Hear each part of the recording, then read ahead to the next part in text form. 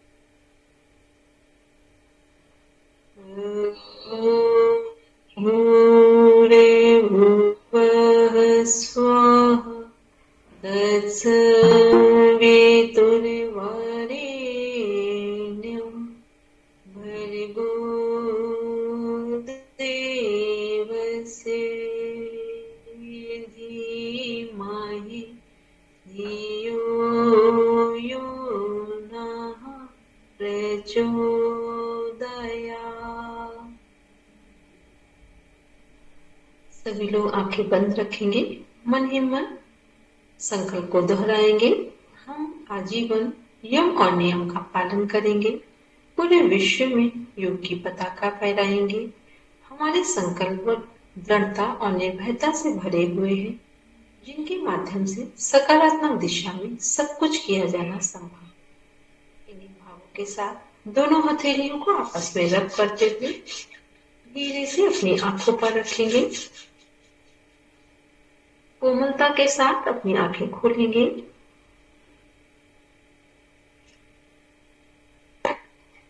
सभी को प्रणाम। सभी लोग अपना पीडीएफ ओपन करेंगे। बोलेंगे हम लोग कहाँ से पढ़ रहे थे, पेज नंबर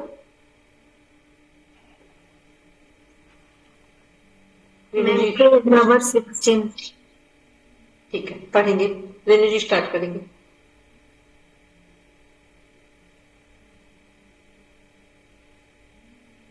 जी मैम।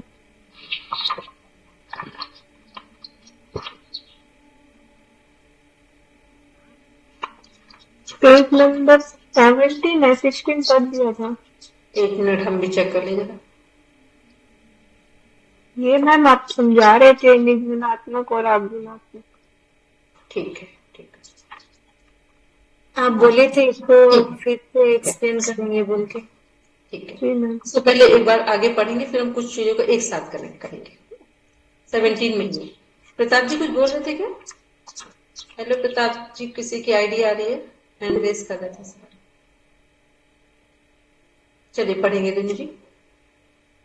जी मैम। वस्तु विधि। शिक्षण का एक प्रसिद्ध सूत्र है, मूर्त से अमूर्त की ओर। वास्तव में हमें बाह्य संसार का ज्ञान अपनी ज्ञानेंद्रियों के द्वारा होता है, जिनमें नेत्र प्रमुख है। किसी वस्तु पर दृष्टि पड़ते ही हमें उसका सामान्य परिचय मिल जाता है। अतः मूर्त वस्तु ज्ञान प्रदान करने का सबसे सरल साधन है, इसलिए आरंभ से वस्तु विधि का सहारा लिया जा सकता है। अर्थात बच्चों को पढ़ाने के लिए वस्तुओं का प्रदर्शन करके उनके विषय में ज्ञान प्रदान किया जाता है। यहाँ तक कि अमूर्त को भी मूर्त बनाने का प्रयास किया जाता है। जैसे 3 और 2 5 को समझाने के लिए पहले छात्रों के सम्मुख 3 गोलियां रखी जाती है, फिर उनमें 2 गोलियां और मिलाकर सबको एक साथ गिनाते हैं, तब 3 और 2 5 स्पष्ट हो जाता है। दृष्टांत विधि। वस्तु विधि का वह एक दूसरा रूप है दृष्टांत विधि। वस्तु विधि में जिस प्रकार वस्तुओं के द्वारा ज्ञान प्रदान किया जाता है, दृष्टांत विधि में उसी प्रकार दृष्टांतों के द्वारा। दृष्टांत दृश्य भी हो सकते हैं और श्रव्य भी। इसमें चित्र, मानचित्र, चित्रपट आदि के सहारे वस्तु का स्पष्टीकरण किया जाता है। साथ ही उपमा, उदाहरण, कहानी, चुटकुले आदि के द्वारा भी विषय का स्पष्टीकरण हो जाता है। कथन विधि एवं व्याख्यान विधि। वस्तु एवं दृष्टांत विधियों से ज्ञान प्राप्त करते करते जब बच्चों को कुछ कुछ अनुमान करने तथा अप्रत्यक्ष वस्तु को भी समझने का अभ्यास हो जाता है, तब कथन विधि का सहारा लिया जाता है। इसमें वर्णन के द्वारा छात्रों को पाठ्य वस्तु का ज्ञान दिया जाता है, परंतु इस विधि में छात्र अधिकतर निष्क्रिय श्रोता बने रहते हैं और पाठन प्रभावशाली नहीं होता। इसी से प्रसिद्ध शिक्षा शास्त्री हर्बर्ट स्पेंसर ने कहा है, बच्चों को कम से कम बतलाना चाहिए, उन्हें अधिक से अधिक स्वतः ज्ञान द्वारा सीखना चाहिए। व्याख्यान विधि इसी की सचेरी है। उच्च कक्षाओं में प्राय व्याख्यान विधि का ही प्रयोग लाभदायक समझा जाता है। कथन विधि में प्राय हर्बर्ट के 5 सोपानों का प्रयोग किया जाता है: प्रस्तावना, प्रस्तुतीकरण, तुलना या सिद्धांत स्थापन, आवर्ती प्रयोग। परंतु केवल ज्ञानार्जन के पाठों में ही 5 सोपानों का प्रयोग होता है। कौशल तथा रसास्वादन के पाठों में कुछ सीमित सोपानों का ही प्रयोग होता है। अब प्रश्नोत्तर रुकेंगे, विधि अब रुकेंगे देव जी।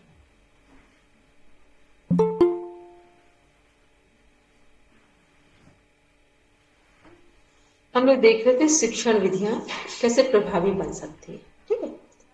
उसमें से था फर्स्ट था निगमनात्मक तथा आगमनात्मक।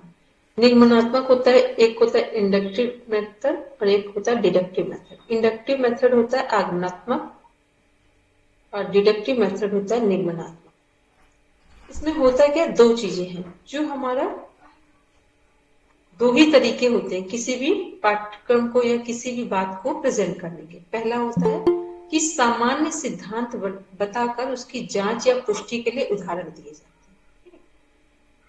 उदाहरण दिए जाते हैं, जैसे हमने कल बोला था कि किसी का नाम, मान लो हम लोग कहें कि जो शहीद लोग हैं, जो मार्टियर्स, जिन्होंने देश की आजादी में अपना योगदान दिया, ठीक।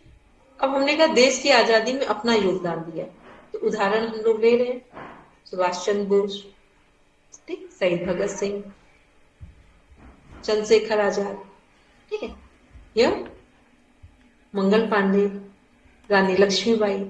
अब हम जिनको बता, क्या था हमने, क्या बोला था, शहीद लोग जिन्होंने देश के लिए अपनी कुर्बानी दी या अपना योगदान दिया देश को आजाद कराने में। तो ये क्या था, सामान्य एक सिद्धांत था, बताकर उसकी जांच या पुष्टि के लिए क्या किए, अब उदाहरण दिए, एग्जाम्पल दिए। तो जब हम केवल बोले जिन लोगों ने, वो शहीद लोग जिन्होंने देश की आजादी में अपनी भूमिका निभाई, तो आपको बात पूरी समझ में नहीं आएगी।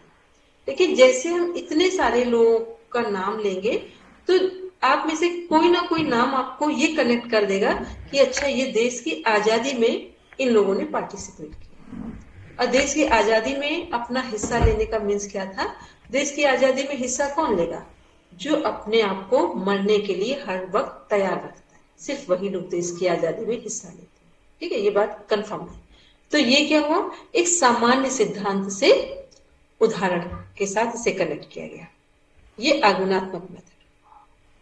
निगमनात्मक क्या होगा हमारा दूसरा मेथड, क्या है, दूसरा मेथड है जो हमारा, मान लो हमने एक उदाहरण दिया, पहले हमने एक सामान्य बात की और बात से उदाहरण दिए, ठीक है, और दूसरा तरीका है एक एग्जाम्पल दिया, अब एग्जाम्पल से आपको एक कहानी बनानी है। अब इसको दूसरे तरीके से लेते हैं। हम लोग बचपन में कहानियां पढ़ते थे, मॉरल स्टोरीज पढ़ते थे, उसमें क्या, मान लो लिखा हो, एक हम लोग पढ़ते थे ना लोमड़ी वाली कहानी, कि वो अंगूर लेने के लिए बहुत देर तक प्रयास कर रही थी और जब वो अंगूर नहीं ले पाई, ठीक है, तो क्या हुआ कि उसने कहा अंगूर खट्टे हैं।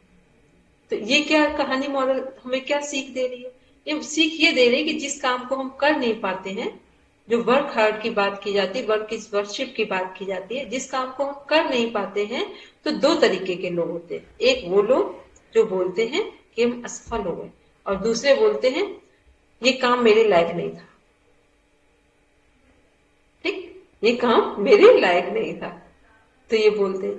तो ये जो, ये क्या है, ये मैसेज है, ठीक? जब भी बोलते हैं ना कि टॉर्टाइज और इनकी कहानी सुनते हैं रैबिट की, स्लो स्टडी बट कंटिन्यू, कि धीरे चलो लेकिन लगातार चलो, ये क्या है। तो जब एक कहानी होती है पूरी, वो कहानी क्या है, वो हमारी आगमनात्मक विधि, और जब उस कहानी का एक सारांश निकल आता है, एक कंक्लूजन निकल आता है, वो निगमनात्मक विधि, ठीक। अब दोनों तरह से कहानी प्रस्तुत की जाती है। एक कहानी बताकर उसका सारगर्भित पार्ट निकाल दिया गया, कंक्लूजन निकाल दिया गया। और दूसरा एक कंक्लूजन को बोला जाए कि धीरे चलो लेकिन लगातार चलो। अब इससे भी हम कहानी बना सकते हैं। ठीक, कहानी से उसका कंक्लूजन निकालना और कंक्लूजन से एक कहानी बनाना, दो ही तरीके होते हैं जीवन में अपनी बात को प्रस्तुत करने के। ठीक, या तो कहानी से हम कंक्लूजन निकालेंगे या कंक्लूजन से एक कहानी को एलेबोरेट करेंगे, डिस्क्राइब करेंगे। ठीक है, और कोई तीसरा तरीका हो तो आप लोग हमें बता दो, तो हम सीख जाएंगे। हो सकता है, क्योंकि देखो आप सब लोग भी फ्री हो, सब बड़े हो, कोई मेथड हो तो वो भी बता सकते हो। वैसे यही तो मेथड होते हैं, ठीक है, प्रॉपर वे में। तो ये क्या है, ये बच्चों को या बड़ों को सिखाने में हेल्पफुल होते हैं। या तो कहानी से हम कंक्लूजन में जाएंगे, और छोटे बच्चों को हमेशा कहानी से कंक्लूजन में जाने की आदत होती है। ठीक है, और जब हम बड़े हो जाते हैं तो कंक्लूजन से कहानी को एलोबरेट कर लेते हैं, समझ लेते हैं। कई बार होता है ना, बड़े लोग जब कोई बात करते हैं तो क्या बोलते हैं, नीम हकीम खतरे जा, little knowledge is a dangerous thing. बस हमें समझ में आ गया कि ये क्या कहना चाहते हैं। ठीक है, किसी ने कहा ना कि अंधों में काने राजा, बात समझ में आ गई ना। अभी हम लोग बड़े हैं कि किस परिप्रेक्ष्य में बात की गई है, लेकिन यही बच्चों को समझाया जाएगा तो ऐसे नहीं समझ में आएगा। ठीक है, बच्चों को क्या होता है, बच्चों को पहले पूरी कहानी समझाई जाती है, फिर उसमें से बच्चों से पूछते इससे क्या समझ में आया। ठीक, तो जब सामान्यता साधारण तरीके से या साधारण लोगों में अपनी बात करनी है तो पहले कहानी बताते हैं, फिर उसका जीस्ट और कंक्लूजन निकालते हैं। और जब बड़े लोगों में बात करते हैं, समझदार लोगों के साथ बात की जाती है, तो पहले कंक्लूजन बताते हैं, फिर कहानी बताएं तो ठीक है, ना बताएं तो कुछ नहीं, वो तब भी समझ जाएंगे। क्लियर हो गई बात। अब आते हैं नेक्स्ट है संश्लेषणात्मक तथा विश्लेषणात्मक मेथड। ये क्या है, हमारा एक एनालाइज किया जाता है, एनालिटिकल मेथड है, और एक सिंथेसिस है। तो जो संश्लेषणात्मक मेथड है उसमें क्या कर रहे हैं, हिंदी पढ़ाने में पहले वर्णमाला सिखाकर तब शब्दों का ज्ञान कराया जाता है। पहले वर्णमाला सिखाई और फिर शब्दों का ज्ञान कराया, तत्पश्चात शब्दों को से वाक्य बनवाए जाते हैं। ये तरीका होता है पढ़ने का, पहले हम लोग लेटर पढ़ते हैं, फिर वर्ड्स, और फिर उसके बाद सेंटेंस फॉर्मेशन होता है। ये परंतु यदि पहले वाक्य सिखाकर तब शब्द और अंत में वर्ण सिखाए जाएं तो ये क्या है, विश्लेषणात्मक मेथड। विश्लेषणात्मक मेथड में क्या होता है, जब हम किसी छोटी चीज को बड़ा बनाते हैं। तो इसमें क्या बोला जा रहा है कि दो ही तरीके ना, पहले हम लोग बच्चों को क्या करते हैं, छोटे बच्चों को दो तरीके है ना। कई बार हम लोग उनको बताते हैं चांद निकल रहा है, ठीक है, हम समय पर घर आ रहे हैं, ऐसे भी सेंटेंस सिखाते हैं। या इंग्लिश में भी आप बोलते हैं उनसे, हिंदी में, संस्कृत में, कैसे भी सिखाते हैं, जबकि आपको पता है बच्चा इसमें से एक लेटर को भी लिख नहीं सकता है। दूसरा तरीका क्या है, फिर एक टाइम आता है जब वो बच्चा स्कूल जाने लगता है, फिर हम उसको लेटर लिखना सिखाते हैं। तो क्या है, जब हम लोग संश्लेषणात्मक विधि किसे बोल रहे हैं, जब हम जीरो से स्टार्ट कर रहे हैं, मतलब एक लेटर से वर्ड और वर्ड से फिर सेंटेंस बना रहे हैं। और जो एनालिटिकल, जो हमारा विश्लेषणात्मक मेथड है, वो क्या है, वो जब हम पहले क्या कर रहे हैं, पहले एक सेंटेंस हमने बना दिया है। ये बच्चों को हम पहले से बहुत सारे सेंटेंस सिखा चुके होते हैं स्कूल में एडमिशन लेने से पहले, लेकिन वो बच्चा, आपने कभी छोटे बच्चों को ध्यान से देखा होगा, जब वो पोयम की बुक पढ़ते हैं तो पोयम उनकी अलग चल रही होती है और पेज उनका अलग ओपन हो रहा होता है। ठीक, सबने देखा होगा पोयम, क्योंकि उनको लर्न है, तो लर्निंग के फॉर्म में पोयम वो बोल रहे हैं, और पेज में दूसरा ओपन हो रहा होता है, क्योंकि उनको अभी ये पता ही नहीं है। और थोड़ा बहुत अगर पता भी होगा तो क्या पता है, जिसका उन्हें चित्र उनके माइंड में है, मान लो हाथी की पोयम है, गाय की है, कुत्ते की है, किसी की भी, अगर वो चित्र उनके माइंड में, तब तो थोड़ा वो समझ जाएंगे कि यहाँ रखना है। लेकिन वो इंग्लिश वाली बुक हो या कुछ उसमें से कनेक्टिविटी ना हो वर्ड्स की, तो फिर पोयम अलग है और पेज अलग ओपन होते हैं। तो ये क्या है, ये बच्चों के लिए मेथड्स हैं कि पहले हम उन्हें बहुत सारे सेंटेंस सिखा चुके होते हैं, लेकिन जब वो बच्चे स्कूल जाते हैं तो इनिशियल लेटर से ही स्टार्ट करते हैं। इसके बाद है हमारा फिर नेक्स्ट है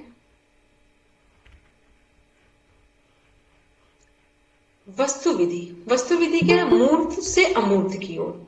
मूर्त से अमूर्त क्या होता है, बड़े लोगों को कैसे बात करते हैं हम लोग, अमूर्त से मूर्त की ओर। छोटे बच्चों से कैसे बात करते हैं? मूर्त से अमूर्त की ओर। मूर्त का मीन्स होता है दिखने वाली चीजें। तो छोटे बच्चों को यदि हम लोग बोले 2 + 2 = 4, बच्चे कर लेंगे, समझ लेंगे? नहीं समझेंगे। ठीक है, उनको हम कैसे समझाते हैं? जैसे इस पे लिखा है, इवन उनको वहां लिख भी दे तब भी नहीं कर पाएंगे। वो कैसे करेंगे? जब वो जो 2, 3, 1 जो भी नंबर्स हैं उनको हम किसी फॉर्मेट में, सर्कल में बनाए, ट्रायंगल में बनाए, लाइंस में बनाए, कुछ भी ड्रॉ करें, जब तक उनको एक विजन नहीं देंगे, एक उनको मीन्स एक ऑब्जेक्ट के साथ प्रेजेंट नहीं करेंगे, तब तक वो कनेक्ट नहीं करते। ठीक है, तो मूर्त का मीन्स हो गया किसी भी चीज को सिखाने के लिए वहां पर कोई ना कोई ऑब्जेक्ट रखना। ये हो गया मूर्त। तो बच्चा कैसे सीखता है? मूर्त से अमूर्त की हो जाता है। 2 + 2 हमने 4 ट्रायंगल्स बना दिए, 2 अलग किए, 2 अलग किए, इक्वल टू करके उससे पूछा 1 2 3 4 इक्वल टू 4 हो गए। हम लोग कैसे करते हैं? हम लोगों को कुछ भी काउंटिंग के लिए दिया जाए, अब हम लोग ऐसा नहीं करेंगे। हमसे अगर कहा जाए, आपसे भी हम कहें कि 5 + 8, ठीक है, 5 + 8, या कोई सामान हमने बोला कि ये 5 रुपीज है, ये 8 रुपीज है। अब 5 और 8 रुपीज को अब हमें समझाना नहीं पड़ेगा, आप टोटल करके हमें दे देंगे 13 रुपीज। तो समझे कि मूर्त से अमूर्त किसके लिए है? बच्चों के लिए। और अमूर्त से मूर्त किसके लिए? बड़े लोगों के लिए। अब इसको दूसरे सेंस में समझेंगे, मूर्त से अमूर्त है जो लोग पढ़े लिखे नहीं, अमूर्त से मूर्त है जो लोग पढ़े लिखे। ठीक है, क्योंकि जब एक बच्चा जैसे पूरा टोटली इनोसेंट है, या ये बोले कि टोटली अनअवेयर है, वैसे ही जो लोग पढ़े लिखे नहीं उनके साथ भी ये प्रॉब्लम है। तो ये दोनों जगह अप्लाई होगा, मूर्त से अमूर्त। जो पढ़े लिखे लोग नहीं है, जो बच्चे हैं, उनके लिए मूर्त से अमूर्त है, और जो लोग समझदार हैं वो सबके लिए क्या है? अमूर्त से मूर्त है। फिर हम लोग नेक्स्ट देखते हैं, ये वस्तु विधि में आता है हमारा। फिर दृष्टांत विधि। दृष्टांत विधि में होता है किसी भी उदाहरण को या कहानी को किसी पात्र के साथ जोड़ना। ठीक है, किसी भी कहानी या उदाहरण को किसी पात्र के साथ, कैरेक्टर के साथ जोड़ देना, ये क्या है? दृष्टांत विधि है। और जब आप किसी दृष्टांत को किसी कैरेक्टर के साथ जोड़ देते हैं तो फिर क्या होता है? हम फिर उसको जल्दी सीख लेते हैं। अब बच्चों के जीवन में सबसे अधिक किसका प्रभाव पड़ता है? कहानियों का। पता है, किसी भी बच्चे को, आपको बच्चे का जैसा जीवन चेंज करना हो, मेरा पूरी डॉक्टरेट इसी बात पर है कि बच्चों को के जीवन में किस टाइम पर कौन सी चीजों को दिया जाए जिससे वो फुली मोटिवेट होते हैं। फुली मोटिवेट का मीन्स होता है सेल्फ मोटिवेट होना। दो तरह के मोटिवेशन होते हैं, एक बाहर से मोटिवेशन देना और एक इंटरनल मोटिवेट होना। कौन सा स्ट्रांग है इसमें से? इंटरनल। जो इंटरनल है वो स्ट्रांग है क्योंकि खुद से आ रहा है। ठीक है, तो यदि आपके बच्चों को, जितने लोग हैं यहाँ पर, वो लोग समझ लें, आपके बच्चों के अंदर जो भी हैबिट्स ऐसी हैं जो ठीक नहीं है, आपको लगता है उन्हें चेंज करना है, जब रात में बच्चा आपका भोजन कर ले, आप उसके सिर पर 15 मिनट पैम्परिंग करिए। जो स्टोरी उसकी हैबिट्स को छोड़ने के लिए चाहते हैं, आप उसको ये नहीं बोलेंगे। कोई बच्चा झूठ बोल रहा है तो झूठ बोलना, ये नहीं कहेंगे झूठ मत बोलो, झूठ मत बोलो।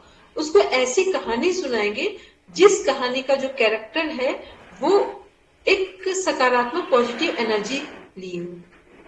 तो जब ऐसी कहानी सुनाएंगे तो बच्चा बिना आपके कहे ही झूठ की जगह सच बोलना स्टार्ट, क्योंकि बच्चों को बात तभी समझ में आती है जब वो भोजन कर लेते हैं। और फिर आप सिर पर हाथ रखेंगे, उनसे जो चाहे वो पूछ लीजिए और जो चाहे उनको आप दे दीजिए। ठीक है, ये सबसे बेस्ट टाइम होता है किसी बच्चे के पूरी ओवरऑल पर्सनालिटी में पॉजिटिव चीजों को इंक्लूड कराने का। इसके बाद है हमारा कथन विधि एवं व्याख्यान विधि। कथन विधि और व्याख्यान विधि क्या है कि एक लेक्चर मेथड होता है। मोस्टली आपने देखा होगा जो क्लासेस होती है ऑनलाइन, वो किस पर आधारित है? व्याख्यान, लेक्चर मेथड। और जितने जब लेक्चर हो रहे हो और उसमें आपका कोई रोल ना हो, तो मेरे जैसे लोग, और हमने ये, हम अपने लिए नहीं बोल रहे हैं, ये मेरा पूरा मनोवैज्ञानिक जो मेरे रिसर्चेस हैं उनके आधार पर बोल रहे हैं, जिस भी लेक्चर में आपका पार्टिसिपेशन नहीं होता है वहां आप 100% नहीं देते। जिस लेक्चर में आपका पूरा पार्टिसिपेशन होता है वहां आप 100% दे रहे हो। 100 नहीं देंगे, कितना भी आप इग्नोरिंग फेज में भी बैठे होंगे, फिर भी आप कुछ ना कुछ अपना परसेंटेज वहां पे करेंगे। लेकिन जब आपसे कुछ ना पूछा जाए, लेक्चर कंटिन्यूटी में चल रहे हैं, तो फिर आप आराम से बैठ जाएंगे, ठीक है। और फिर जब कुछ पूछा जाएगा तो अचानक से सोता हुआ व्यक्ति जग जाएगा, अचानक से जग जाएगा। तो ये क्या है, जो कथानक और व्याख्यान विधि है ये ठीक है, लेकिन बच्चों के विकास के लिए, चाइल्ड डेवलपमेंट के लिए या बड़ों के डेवलपमेंट के लिए वहां ये बहुत यूजफुल है। बड़ों के लिए तो हो सकती है, लेकिन बच्चों के लिए बिल्कुल यूजफुल है। तो इसलिए जो हमारे हार्वर्ड वो स्पेंसर हैं, उन्होंने कुछ इसमें जो कथन विधि में कुछ चीजें जोड़ी हैं, वो क्या क्या है, जिससे कि कथन या व्याख्यान विधि को इंटरेस्टिंग मोड में कनेक्ट किया जाए। तो उसमें है प्रस्तावना। मीन्स जब भी कोई स्टोरी या कुछ भी हम किसी टॉपिक पर बात करने जा रहे हैं, तो सबसे पहले उसका इंट्रोडक्टरी पार्ट डिफाइन करें, उसकी भूमिका क्या है उसे डिफाइन करें, प्रस्तावना। फिर प्रस्तुतिकरण। मीन्स अब उसका जो प्रस्तुतिकरण है वो रोचक होना चाहिए। अब मान लो हम कहानी बता रहे हैं वीरों की, अब बैठे हैं आराम से ऐसे सोते हुए, ठीक है। ऐसे में वीर बहादुर लोगों की कहानी सुनाएंगे तो बोरिंग हो जाएगी। बात कर रहे हो हम लोग ध्यान की, और बैठे हो, जहां बैठे हैं उससे बाहर बैठे, उसका मीन समझे, ऑफलाइन मोड में बैठे हैं, ठीक है। तो ये क्या है, ये कनेक्ट नहीं होगा। मीन्स जो आप कहने जा रहे हैं वो आपकी बॉडी लैंग्वेज में आना चाहिए, ठीक। ये है प्रस्तुतिकरण का बेस्ट वे। फिर है तुलनात्मक, तुलना या सिद्धांत स्थापन। जब भी हम कुछ पढ़ा रहे हैं तो उसमें एक कंपेयर भी होना चाहिए। अब ये ना हो कि इसमें किसी कहानी में 5 हमारे कैरेक्टर हैं, सब एक इक्वल लग रहे हैं। सब यदि इक्वल कैरेक्टर लगेंगे तो फिर आपको अच्छा क्या लगेगा, ठीक है। तो जो कैरेक्टर है सबका अपना अपना एक रोल प्ले हो रहा हो, ताकि ये समझ में आए कि हर कैरेक्टर एक दूसरे से totally different from each other. तो कहानी रोचक लगती है, या जिस भी विषय पर आप बात कर रहे हैं वो हमें समझ में आएगा। इसके बाद इसी में है हमारा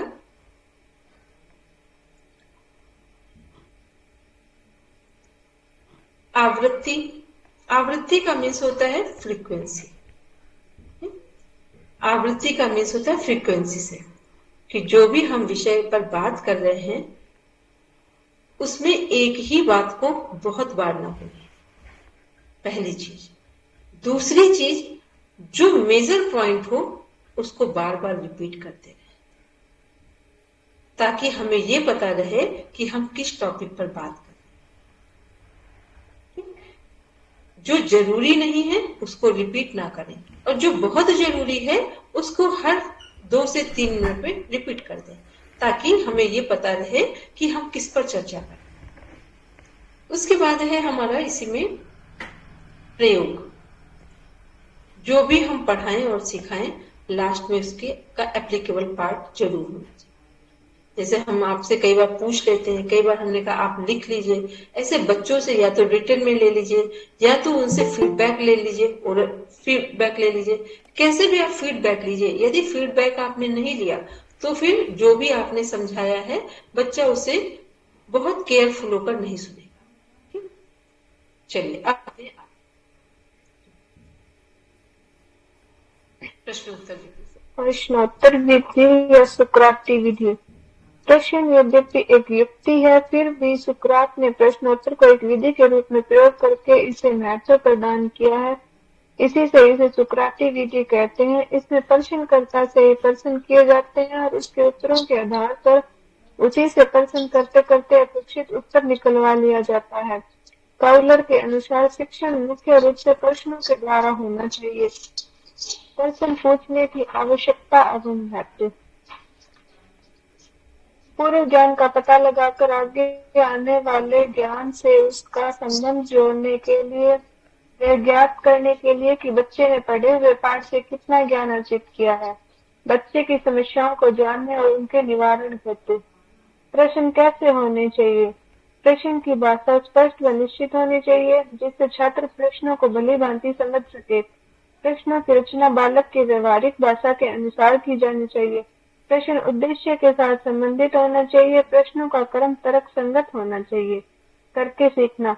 जब से बाल मनोविज्ञान के विकास ने यह सिद्ध कर दिया है कि शिक्षा का केंद्र न तो विषय है न अध्यापक वरन छात्र है, तब से शिक्षण में सक्रियता को अधिक महत्व दिया जाने लगा है। करके सीखना अर्थात स्वानुभव द्वारा ज्ञान प्राप्त करना आजकल का सर्वाधिक व्यापक शिक्षण सिद्धांत है। अतः रूसो से लेकर मांटेसरी और ड्यूसी तक शिक्षा शास्त्रियों ने बच्चों की ज्ञानेंद्रियों को अधिक कार्यशील बनाने हेतु उनके द्वारा शिक्षा देने पर बल दिया है। महात्मा गांधी ने भी इसी सिद्धांत के आधार पर बेसिक शिक्षा को जन्म दिया। अतः सक्रिय विधि के अंतर्गत अनेक विधियां सम्मिलित की जा सकती है, जैसे शोध विधि, ह्यूरिस्टिक, योजना, प्रोजेक्ट विधि, डाल्टन प्रणाली, बेसिक शिक्षा विधि इत्यादि। शोध विधि। जर्मनी के प्रोफेसर आर्मस्ट्रॉन्ग द्वारा शोध विधि का प्रतिपादन हुआ था। इस विधि में छात्रों को उपयुक्त वातावरण में रखकर समय किसी तथ्य को ढूंढने के लिए प्रेरित किया जाता है। इसका यह अर्थ नहीं है कि अध्यापक कुछ नहीं करता और छात्रों को मनमाना काम करने को छोड़ देता है। सच पूछिए तो वह छात्र का पथ प्रदर्शन करता तथा उसे गलत रास्ते से हटाकर सीधे रास्ते पर लाता रहता है। उसका लक्ष्य यह रहता है कि जो ज्ञान छात्र अपने निरीक्षण अथवा प्रयोग द्वारा प्राप्त कर सकता है उसे बताया न जाए। इस विधि का प्रयोग पहले तो विज्ञान की शिक्षा में किया गया, फिर धीरे धीरे गणित, भूगोल तथा अन्य विषयों में भी इसका प्रयोग होने लगा। प्रोजेक्ट विधि। अमेरिका के प्रसिद्ध शिक्षा शास्त्री ड्यूवी, किलपैट्रिक, स्टीवेंस आदि ने इसके सम्मिलित प्रयास का फल योजना प्रोजेक्ट विधि है। इसके अनुसार ज्ञान प्राप्ति के लिए स्वाभाविक वातावरण अधिक उपयुक्त होता है। इस विधि से पढ़ाने के लिए पहले कोई समस्या ली जाती है जो प्राय छात्रों के द्वारा उठाई जाती है और उस समस्या का हल करने के लिए उन्हीं के द्वारा योजना बनाई जाती है और योजना को स्वाभाविक वातावरण में पूर्ण किया जाता है। इसी से इसकी परिभाषा इस प्रकार की मानी जाती है कि योजना वह समस्या मूलक कार्य है जो स्वाभाविक वातावरण में पूर्ण किया जाए। डाल्टन योजना। अमेरिका के डाल्टन नामक स्थान में 1912 से 1915 के बीच कुमारी हेलेन पार्कस्टर्ट ने शिक्षा की एक नई विधि प्रयुक्त की जिसे डाल्टन योजना कहते हैं। यह विधि कक्षा शिक्षण के दोषों को दूर करने के लिए आविष्कृत की गई थी। डाल्टन योजना में कक्षा भवन का स्थान प्रयोगशाला ले लेती है। प्रत्येक विषय की एक प्रयोगशाला होती है जिसमें उस विषय के अध्ययन के लिए पुस्तकें, चित्र मानचित्र तथा अन्य सामग्री के अतिरिक्त संदर्भ ग्रंथ भी रहते हैं। विषय का विशेषज्ञ अध्यापक प्रयोगशाला में बैठकर छात्रों की सहायता करता है और उनके कार्यों की जांच तथा संशोधन करता है। वर्ष भर का कार्य 9 या 10 भागों में बांटकर निर्धारित कार्य असाइनमेंट के रूप में प्रत्येक छात्र को लिखित दिया जाता है। छात्र उस निर्धारित कार्य को अपनी रुचि के अनुसार विभिन्न प्रयोगशालाओं में जाकर पूरा करता है। कार्य अनुवितियों में बंटा रहता है। जितनी अनुविति का कार्य पूरा हो जाता है उतनी का उल्लेख उसके रेखा पत्र ग्राफ कार्ड पर किया जाता है। एक मास का कार्य पूरा हो जाने पर ही दूसरे मास का निर्धारित कार्य दिया जाता है। इस प्रकार छात्र की उन्नति उसके किए हुए कार्य पर निर्भर रहती है। इस योजना में छात्रों को अपनी रुचि और सुविधा के अनुसार कार्य करने की छूट रहती है। मूल स्रोतों से अध्ययन करने के कारण उनमें स्वावलंबन भी आ जाता है। इस योजना के अनेक रूपांतर हुए, जैसे बटेविया, विनेटका आदि योजनाएं। डैक्रोली योजना यद्यपि इससे पूर्व की है, फिर भी उसके सिद्धांतों में डाल्टन योजना के आधार पर परिवर्तन किए गए। Micro teaching. अब रुकिए, अब सब लोग आराम से बैठेंगे। जो लोग कैमरा ऑन कर सकते हैं वो सब ऑन करेंगे। ठीक, चलिए। जितनी हमने विधियां इसमें अभी देखी हैं, इसमें से कौन कौन सी विधियां आपको लगी, अपने अपने अनुसार बताएंगे। कौन सा मेथड आपको अच्छा लगा या कौन से 2-3 मेथड्स अच्छे लगे हैं, इनको लगता है कि इनको अप्लाई करना आसान है और ये फ्रूटफुल है। सबसे ज्यादा ठंड हरिद्वार में है, देहरादून। 5 साल हम लोग रहे वहां पर, एकमात्र ऐसी जगह है जहां जून के मौसम में भी अगर बारिश हो जाए तो रजाई निकालनी पड़ती थी। ठीक, ब्लैंकेट निकलते थे। तो उन्होंने 5 साल चलिए अब बोलेंगे, हमने पूछा कि कौन से मेथड्स जो हैं इसमें से आपको अच्छे लगे वो अपना अपना बोलेंगे, जिसने ध्यान मैम दिया है वो। शोध विधि और प्रोजेक्ट विधि। क्यों अच्छी लगी? मैम शोध विधि में ज्यादा इंटरेस्टिंग होता है कि कुछ न्यू एक्सप्लोरिंग करने के लिए, जैसे कि बच्चे ज्यादा इंटरेस्टेड होते हैं कुछ नया जानने के लिए। और प्रोजेक्ट के द्वारा मतलब जो भी मतलब नहीं समझ पाते हैं वो प्रोजेक्ट के माध्यम में प्रोजेक्ट करने से वो इजीली समझ में आ जाता है। एग्जाम्पल मेरे के साथ हिसाब बताओ विधि। से ये ऐसे आज तक हमें, और आपके लिए एक हेडलाइन में एक मेरी बात लिख लीजिए। पता है जीवन में किसी भी बात को व्यक्त करने का सबसे बेस्ट तरीका क्या होता है? जब आप उसे एक एग्जाम्पल के साथ समझाते। जब भी आप किसी भी स्ट्रीम में हो, कोई भी सब्जेक्ट हो, कोई भी टॉपिक हो, सबसे अच्छा तरीका है इसको एक एग्जाम्पल से समझाएं। बोलेगी, लेफ्ट हैंड रेज किया, दीदी बोल रहे हैं एग्जाम्पल के साथ। ये बोलेंगे जिसने, हाँ ये प्लेइंग मेथड में बच्चों को खिला खिला कर उसको दिखा कर कहीं फल या ट्रीज वगैरह वगैरह पास के परिवेश में जहाँ जो भी कुछ भी हो उसको दिखा कर हम के उसके बारे में चर्चा करके बच्चों को सिखा सकते हैं। ये कौन सी विधि हुई? प्लेइंग मेथड में। कौन सा? प्लेइंग मेथड में। ठीक है, और कौन सा मेथड में कनेक्ट हो रहा है? अभी हम लोग पढ़ रहे थे इसमें मूर्त से अमूर्त की ओर, ये वो मेथड है यहाँ। ठीक है, अब क्योंकि ये जो हम लोग पढ़ रहे हैं ना, देखो हम सभी लोग पढ़ने वाले विद्यार्थी हैं, तो यहाँ पर जो टेक्निक्स हैं उनको आपको देखना है कि कौन सी टेक्निक हमें यूजफुल लग रही है अपने बच्चों की डेवलपमेंट में, कौन सी टेक्निक फ्रूटफुल है। ठीक है, और बोलेंगे दूसरी ले लीजिए, दो ले लीजिए, अगल बगल दिख रहा है।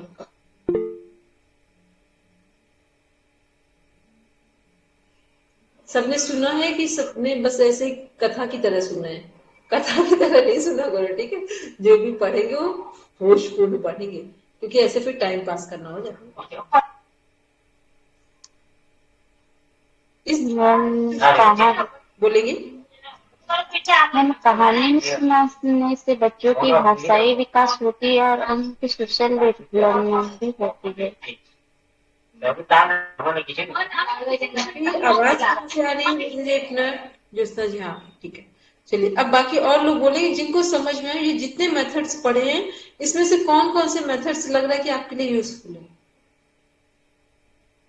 या तो फिर हम लोग कह दें कुछ भी यूजफुल नहीं था, फिर ये भी क्लियर कर लो कुछ भी यूजफुल नहीं था, तो फिर हम उसमें देखेंगे ध्यान से, फिर हम पढ़ाएंगे कहाँ यूजफुल हो सकती चीजें।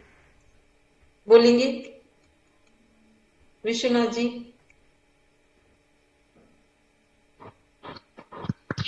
जी मैम, मेरे को अच्छा लगा जो मतलब करके सीखना। हमारा जो एक भी एग्जांपल मतलब देकर हमारा बताइए छोटे। विश्वनाथ जी। एक जी मैम, जी एग्जांपल दे। बिल्कुल। जो हम जब भी छोटे बच्चे जब पढ़ाते हैं तो उनके थ्रू मतलब कोई एक जैसा ये चीज ऐसा होता है, मतलब उनके द्वारा जो भी हो पाए मतलब उनको मतलब पूरा जैसे वो पूरा मैं समझ पाए। करके सीखना का और कौन कौन एग्जांपल देंगे? बहुत अच्छी टेक्निक है। करके सीखना में कौन कौन से एग्जांपल हो सकते हैं? बाकी लोग भी सब लोग अपना अपना बोलेंगे करके सीखना में क्या क्या एग्जांपल हो सकते हैं। सभी के घर में बच्चे आसपास। ड्राइंग हो सकता है। ठीक है, और भी लोग बताएंगे अपना अपना। ठीक है विष्णु जी? कुछ चीजें बनाने को कहेंगे तो बच्चों की सूक्ष्म क्रियात्मक की विकास होती है। क्या खा ठीक है, और मैम बोलेंगे सब लोग देते हैं। अबाकस काउंट, जो अबाकस होता है उसमें काउंटिंग सीख सकते हैं, क्ले मेकिंग से टॉय ऐसे कुछ शेप्स बना सकते हैं, ये सारा करके सिखाना मेथड में है। ठीक है, पिटाई करके भी बहुत कुछ सिखाया जा सकता है। मैम जैसे साइंस में एक्सपेरिमेंट्स करते हैं तो वो भी लर्निंग बाय डूइंग में आएगा ना, मतलब उसके अंडर आएगा ना? वो भी उसी में आएगा। मतलब करके सीखना का मीन्स है कि जो भी हम बच्चे को बताना चाहते हैं उसको हम एक टारगेट दे रहे हैं कि इस पर वर्क करो। ठीक है, मान लो हम कह रहे हैं कि एक बच्चा बार बार, एक उदाहरण देते हैं, बहुत दिन पहले की एक घटना है जिसको हमने बड़ा ध्यान से समझा कि करके सीखना में कौन कौन सी चीजें आती हैं और बच्चे कैसे समझते हैं। एक बच्चा था, वो चेकअप के लिए आया हुआ था। वो क्या करता था, उसको जैसे कोई भी उसको गोद में लेता, प्यार करता, वो काट लेता उसको तुरंत दांत से, और अच्छा मतलब डीप में काटता। तो फिर क्या हुआ, वो उसका ट्रीटमेंट ही नहीं हो पा रहा था, उसकी ये हैबिट जा ही नहीं रही थी। तो एक डॉक्टर थे वहां पर, उन्होंने कहा, पहले तो लगा सुनकर कि ये क्या बोल रहे हैं, लेकिन उन्होंने कहा नहीं, बस आप इसको 3 दिन केवल अप्लाई कर लो, केवल 3 दिन अप्लाई कर लो, इसको कोई दवा की जरूरत नहीं है। तो हमको लगा मनोविज्ञान कितना आगे बढ़ चुका है। उन्होंने बोला कि अब ये जब काटे तो जिसको भी काटे मैम लोग इसको भी काट ले। पता है विद इन 3 days में ये हैबिट चेंज हुई। उसको लग गया कि हमने इन्हें काटा है, इसका रिस्पॉन्ड क्या आ गया है कि हमको भी काट लिया जाए। और जैसे ही उसको काटा गया ना, उसकी कोई दवा हुई, जो 1 साल से उसकी दवा चल रही थी कि ये हैबिट चेंज होनी है, पता नहीं क्या क्या उसको करवाया जा रहा था, कुछ भी नहीं। करके सीखना में ये भी आ गया कि कई बार होता है ना कि उसको सिखा रहे हैं आप कुछ ऐसी चीजें जो आप कर रहे हैं उसको पता ही नहीं है, तो वो भी उसमें कनेक्ट कर दिया गया कि करके सीखना, चाहे वो अपने से सीखे और चाहे उसको जो फीडबैक दे दिया जाए उससे सीखे। ठीक है, करके सीखना में सब कनेक्ट होते हैं। तो ये क्या है, ये सारी अच्छी विधियां हैं। फिर इनमें से एक विधि और है जिसका नाम है प्रश्नोत्तरी विधि। ठीक, इसको हमने आज तक कुछ भी पढ़ाया होगा, इस विधि का मोस्टली यूज किया है। ठीक, जब तक आप किसी भी सेशन में क्वेश्चन आंसर पुटअप नहीं करते हैं तब तक आपका माइंड कॉन्सेंट्रेट नहीं होता है क्लास में, अपने सब्जेक्ट में। जब आप कोई क्वेश्चन पुटअप करते हैं, आपने देखा अभी जब आप पढ़ रहे थे तो आपको सरल लग रहा था, इजी लग रहा था। जैसे ही हमने क्वेश्चन पूछा, जबकि क्वेश्चन आपके सामने ही है, पीडीएफ आपके पास है, फिर भी ऐसा लगा कि अब मुश्किल होगी। क्योंकि क्वेश्चन जब भी पूछा जाता है तो फिर हमारा दिमाग एक जगह पूरी ऊर्जा के साथ आ जाता है, या ये कहें विचार कम हो जाएंगे, केवल एक जो मेन बात है वही आपके दिमाग में होगी। कई बार हम लोग क्या करते हैं, एक मिनट आते हैं मुझे, एक क्वेश्चन पूछा जाता है जिसको आप लोगों को हो सकता है पता भी हो और हो सकता है ना भी हो। कहा जाता है कि क्वेश्चन लर्न होना चाहिए या आंसर लर्न होना चाहिए। जब भी हम कुछ पढ़ते हैं तो क्या लर्न, क्वेश्चन समझ में। हमने कुछ, सब लोग माइक म्यूट करेंगे, मेरी बात ध्यान से सुनिए। हमने कहा जब हम कुछ लर्न करते हैं तो उसमें क्वेश्चन लर्न होने चाहिए या आंसर लर्न होने चाहिए? Question. Both question and answer. First क्या होगा इसमें से? क्वेश्चन होगा। पता होगा तो तभी हम उसका आंसर दे सकते हैं। मैम दोनों चीज पता होनी चाहिए, लेकिन पहले प्रायोरिटी क्वेश्चन को जानी चाहिए। ठीक है, दोनों पता हो लेकिन पहले प्रायोरिटी जो फर्स्ट है वो क्वेश्चन को जानी चाहिए। कई बार देखा होगा जब हम लोग 9, 10, 12 में थे तो सब कुछ लर्न होता था। ठीक है, और आज भी बहुत सारे बच्चे 8 तक के बच्चों में ये बहुत प्रॉब्लम है, सब कुछ लर्न है। अब जब क्वेश्चन पेपर में क्वेश्चन आता है तो उन्हें ये नहीं पता होता जो लर्न है वो रिप्लाई कहाँ का है। ठीक है, जो लर्न है उसको रिप्लाई रिस्पॉन्ड कहाँ करना है, क्यों नहीं पता है? क्योंकि क्वेश्चन पर फोकस ही नहीं थे। इसलिए बच्चों को जब भी सिखाएं कि उन्हें उनका क्वेश्चन प्रॉपर लर्न होना चाहिए कि क्वेश्चन क्या पूछा जा रहा है, क्यों है, कहाँ है, कैसे है, कब है, किस लिए है, ये क्लियर होना चाहिए। जब ये क्लियर होगा तो आंसर आप प्रॉपर देंगे। ठीक है, अमित जी बोलेंगे, कुछ कह रहे थे मैम। बोलेंगे विष्णु, अमित जी बोल रहे, एक मिनट विश्वनाथ जी आपके पास आते हैं। हाँ, अमित जी बोलेंगे। मैम, करके सीखने और प्रोजेक्ट विधि में डिफरेंस क्या है मैम? करके सीखने में और प्रोजेक्ट विधि में थोड़ा सा डिफरेंस। करके सीखने में तो कई बार आप अपने घर में बच्चों को है कोई भी छोटी चीज करके सीखने के लिए दे दी, ठीक है, कोई भी काम आपने दे दिया कि इसको ऐसे करो, ठीक है, मान लो एक ड्राइंग दिख रही है, बच्चे को अच्छी लग रही, आपने उसको दे दिया, एक पेज दे दिया, एक पेन दे दिया या पेंसिल दे दी, चलो इसको करके दिखाओ, ठीक, वो कैसे बनाएगा, करके सीखना ये भी हो गया। लेकिन प्रोजेक्ट मेथड एक प्रॉपर टेक्निक होती है। प्रोजेक्ट मेथड में आप एक पूरा सीक्वेंस मेंटेन करते हैं, ठीक है। करके सीखने में हर चीज, करके सीखने में तो ये भी एक बच्चा पानी पीता है, हम उसको देते हैं, हमने कहा कि नहीं चलो आज आप अपने हाथ से धीरे से पानी निकालो, बाल्टी से या फ्रिज से या जहां से भी आपने पानी रख रखा है, स्टोर किया है, वहां से टैप से कि अपने हाथ से धीरे से पानी निकालो और उसको बैठकर पीना है गिलास में, ठीक है, ये भी करके सीखना। लेकिन ये प्रोजेक्ट मेथड भी नहीं आएगा।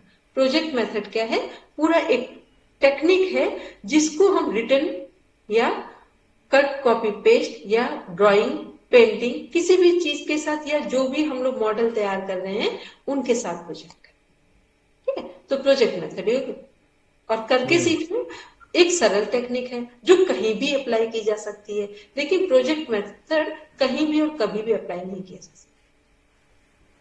क्लियर है मुझे मेरी बात? चलिए बोलेंगे विश्वनाथ जी। जी मैम, हम और एक एग्जाम्पल हो सकता है, जैसे हम योग सीख रहे हैं तो ये सडन मतलब माइंड को नहीं आया है, लेकिन हम इसी का जब मतलब चर्चा होता है तो बाद में फिर आ जाता है समझ। आपका कहने आसन का प्राणायाम ये भी यही क्या है, करके सीखने का मतलब क्या है कि अभी हम आपसे कहें कि विश्वनाथ जी त्राटक करने से एकाग्रता बढ़ती है या प्राणायाम करने से आपका जो ऑक्सीजन का लेवल है वो बढ़ेगा जिससे आपकी इम्यूनिटी अच्छी होगी, ठीक है। अब हमने कहा लेकिन ये आपको कब समझ में आएगा, जब आप करके सीखेंगे, ठीक। जैसे ही आप अप्लाई करेंगे आपको समझ में आ जाएगा कि मैम ने जो बोला है या जो बुक्स में लिखा है वो कितना ठीक है। तो करके सीखना ये हो गया। अब इसी को प्रोजेक्ट मेथड में अप्लाई करना हो तो कैसे करेंगे, फिर प्राणायाम के बारे में पूरी जानकारी रखेंगे जिसको आप डिफाइन करने जा रहे हैं, ठीक है।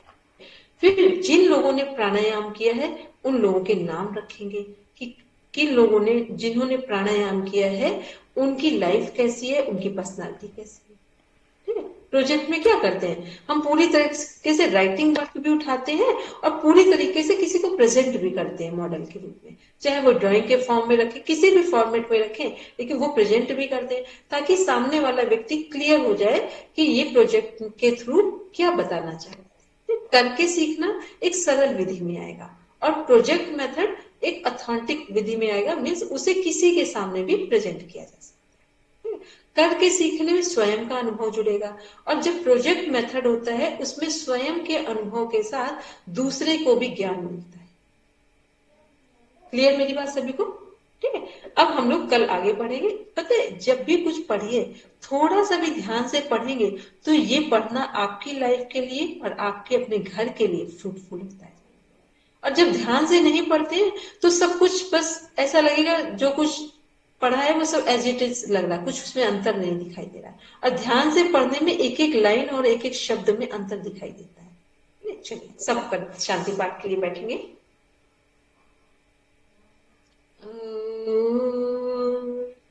शांति शांति शांति सर्वानिष्ठेषु शांतिर्भवतु। Now rub your palm, touch your eyes, then open your eyes. चलिए सभी को प्रणाम, शिवरात्रि। हरिओम मैम।